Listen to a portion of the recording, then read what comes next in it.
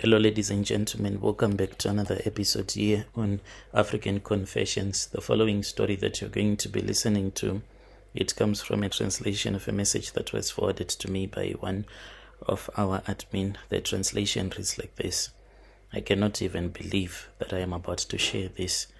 It seems as if I am trapped in a nightmare, but I guess that this is what poverty does to you.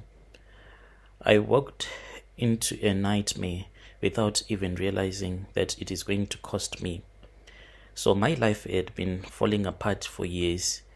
I tried to start a small business, but I then started sinking into debt after that business did not go anywhere. I was stubborn enough, when you are an entrepreneur, you keep on pumping money into your business idea, even if it is going to fail. Now I am drowning in a sea of debt. My house is falling apart. As a single mom, I cannot even barely afford to feed my son. I have asked for help from so many people. I started asking for help from my family members each and every month, 2,000 rands here, 1,000 rands there, to settle the bills. When my family saw that it was a never-ending cycle, then I started approaching my friends, my colleagues, my boss, the banks, short-term loans, surviving on temporary loans.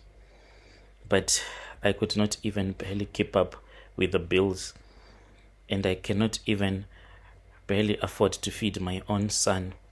When I saw that no one was now coming through, that was when I thought of a man at church. He's a very wealthy man. He just came here to South Africa as wealthy as he is. I turned to this man from my church, a wealthy man, a Zimbabwean man, whom everyone looks up to in our church. He's very respected, always walking around, telling people about the goodness of the Lord. So I thought that surely this man is the only one who can help me. And then I approached him. When I approached him, it was soon after this other Sunday service. I went to him, hopeful, thinking that he would give me a loan or at least some financial advice so as to get me back to my feet. I did not expect what came next. As I was speaking with him, he agreed. I was more than happy. I said, thank you, may God bless you. But he did not like it when I said, may God bless you. That worried me a little bit.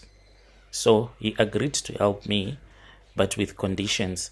Conditions, oh my people, that have left me shattered, disgusted and desperate. He told me that if I wanted his help, I have to fulfill, I say there are 5 requests that I have to fulfill so that he can assist me. I really do not know what am I supposed to do right now. He is the only one in this moment who can assist me. He said that I have to sleep with him. The first demand is very simple and straightforward, even though it is utterly humiliating. He was like, you want money, right? You want my help? Well, if that is the case, you will have to sleep with me first.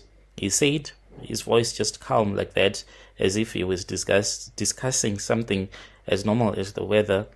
I thought that he was joking, but since we were on the church premises, I saw that indeed he was not joking. And he was not testing me. He was dead serious. I kept on looking at him, at his wife. I felt so sick. And that was just the beginning. He said that he was going to give me some time to think about it. Then I should come to his office. The next Monday, I went to his office. He reminded me again about sleeping with him. And he said that he was going to make it very special for me. Then he said that after I had agreed to sleep with him, maybe he was testing me to see how I was going to react. He then said, just like God sacrificed his own son, are you able to do that? I was shocked. I said, sacrifice my son like how? This second request, it was like someone had punched me into the stomach. He then told me the truth. As we were talking, he went, because he has a very big office. In his office, like, it's almost like a hotel room, because there is the office then on the other side where we made love.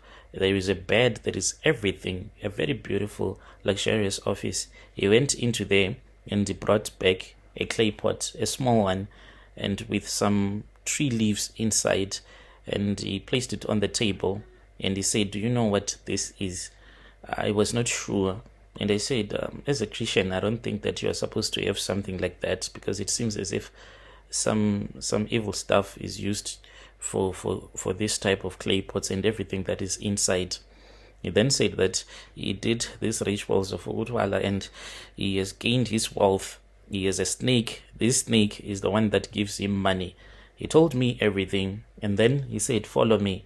I followed him into that bedroom of his at his office, and he said, "Look underneath the bed." I looked underneath the bed and I saw that there was a snake there, and he said that this snake, it requires blood sacrifices. He revealed to me that he had other kids when they were still back home with his wife. Both of them, they passed away. He has since sacrificed them to the snake. Now, if I can give him my son, my boy, then he can give me as much money as I want. He even said that since he has a lot of businesses which are under franchises, I will choose what I want, from the restaurants maybe to the transport business. Anything that I want, I can be part of that.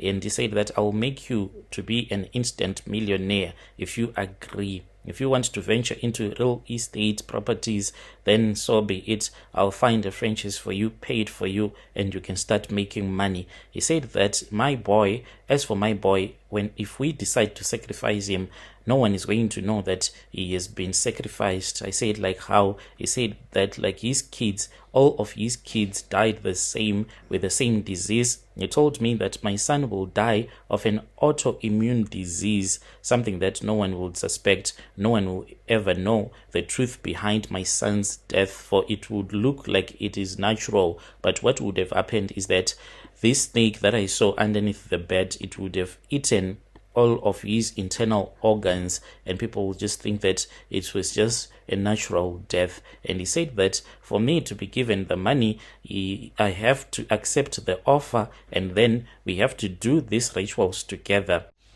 I sat there as I was panicking, and I kept on shaking my head, saying, no, I cannot do this. This is just too much for me. He said, "Come, let me show you something." We then went to his very beautiful car, and we drove, and then we went to this other gated community. When we were in that gated community, I saw that indeed there are some South Africans that are living in a world of their own, as if they are from another world. I kept on looking at everything from the moment that we were at the gate, security, CCTVs, patrolling, security guards everywhere. The place, it is just like a little paradise.